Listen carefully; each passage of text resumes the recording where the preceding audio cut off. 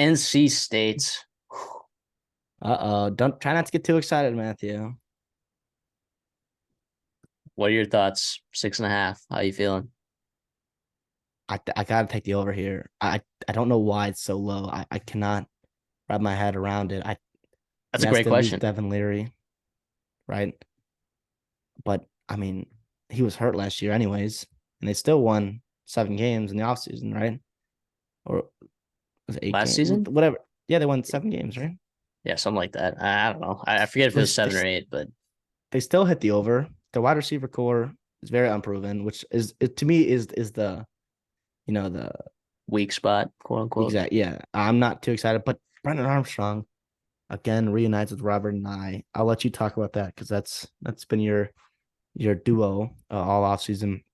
Their O line, Chandler Zavala is a good player. They lost 2 All ACC players on it, but they do have some nice. They got some nice depth there. They got 6 guys that they like that can play, and then defensively, they've always been good, you know. But uh, we'll see. They lost 2 guys on the defense, but CJ Clark up the middle is awesome. Red Hibbler, a guy they like, JUCO transfer, and then Noah Potter too from Cincinnati. Again, they did lose a lot of people on linebacker, 2 losses. But Isaiah Moore was kind of like their heart and soul guy. Drake Thomas, the NFL, also there, had 101 Peyton Wilson. tackles. Peyton Wilson's better. Yeah, and another year removed from his injury. The Sorry. question mark that I said sorry. Peyton Wilson's better. I mean, yeah, exactly. Yeah. But safety, Tanner Engel, he was an all ACC guy. You got to replace him. But Cyrus Fagan was good too. But Sean Brown, as a red shirt sophomore, looking oh real good for yeah. him. Devin Boykin also looked good. And then, they got some. They're not too what they got Shaheem Battle on that corner. Aiden White is an all ACC guy too there. Elite. I Elite player. Yep. Not a ton of depth behind them. I do think they are a couple injuries away from hovering around 6 to 7 wins, but I think 8 to 9 wins is not unrealistic at all.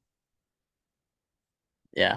I mean, I just laughed there because I was looking at my notes at Robert Kennedy. They call him Poogie, who I think is another good transfer there at nickel. I'm on the over. Feed it to me. I've been pounding this table.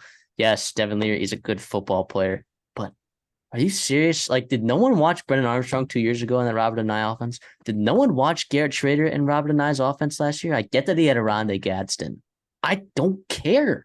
It was unbelievable. Did anyone watch Taysom Hill at BYU? I mean, Robert and Nye, Robert and Nye, Robert and Nye. I mean, everywhere Robert and Nye goes, he produces good offenses with minimal talent around him. I just think he's he's just such a good offense. He's my favorite offensive coordinator in college football. And I keep banging the table for him because he's so good. Sure, they lost some linemen on the offense. They lost 2 all ACC guys in the offensive line. I get it. Whatever it is better than what Brendan Armstrong had at Virginia. I'll tell you that. Oh golly, yeah. Yeah, I mean, the Dawson Jaramillo has only played 77 snaps.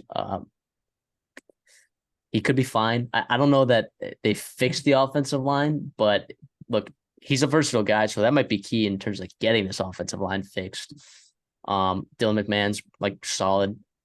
I think Devin Carter leaving is kind of big. I think he's a good football player. I was pretty on him, and you're right. Like this offense, this wide receiver group is not something that I'm staring at and oh yeah, that's really good. In fact, if there was a reason that this team goes under 6.5, I think it would be because of the wide receivers not stepping up and making plays for the quarterback, Brendan Armstrong. But even if Brendan Armstrong goes down, MJ Morris won football games.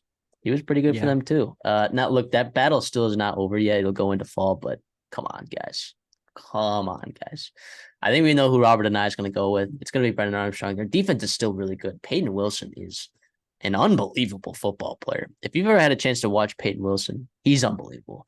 Now, part of the reason why this defense is so good last year was Drake Thompson, Isaiah Moore, and Peyton Wilson. The three-headed spear at linebacker, they were just ridiculous. I mean, they were torching guys. They were getting off blocks. I mean, Like in a 3-3-5, if you have three elite linebackers, you're going to be sitting kind of pretty right there. But I don't know. Look, CJ Clark is coming back in nose tackle. He's finally healthy. I mean, I look at the defense and I'm still excited about a lot of these players. I'm still excited. So I don't know, Josh Harris at 6'4", 350. But that was tough. But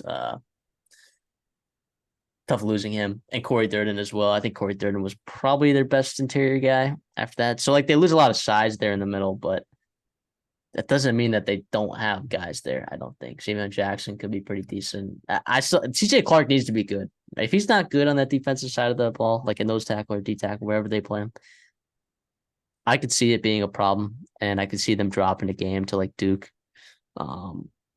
or Virginia Tech. But I just see a lot of wins on the schedule. I mean, you get and Notre Dame, right? That's a tough game out of conference, but you don't draw Florida State, which is a big deal. UConn, VMI, right? Virginia, Marshall. I mean, Virginia Tech, if you want to include that in there. That's five teams that I think are really, really beatable. And then you throw in just a bunch of toss-up games. Even Clemson, they get at home. So I think this is a team that is just being undervalued right now. So I'm all over the over 6.5. Yeah, I'll tell you this that we talked about. I think we talked about this a little bit earlier. With Bradley Rosner, the Rice wide receiver, their leading wide receiver, entered the transfer portal. He hasn't committed yet, but all signs are kind of pointing to North Carolina State. That would be a huge Massive. And then that would be like your value all of a sudden getting this right now where we've gotten it would be pretty immense. Now, I think the line for this, if you're taking it now, you're kind of getting rocked by the VIG a little bit. I think the odds people are on the over, but right, again, if he commits, then that would mean that this is good value and you're probably not going to get as good of odds later down the road. But I mean, he's one player, but I think he's a really good player. Yeah, but in not, I guess it's what does G5 wide receiver do for you? That's not like an elite guy like Malachi Corley, but he's still really, really good. And what that does for you is it just moves everybody down a notch. Terrell Timmons, they love, is a second-year guy, but if he has to be the number one wide receiver, it's not great. But if he's the number two guy, and then Kevon Lazan is a number three guy, and then Conception, a freshman in the slot, and then Javante Vereen, they love as an early enrollee guy, who could play later on in the season. And then they also got the Clemson transfer to Kari Collins. Rosner just elevates that whole room because he takes the pressure off everybody else. So yeah, and that would be obviously a substantial get for him.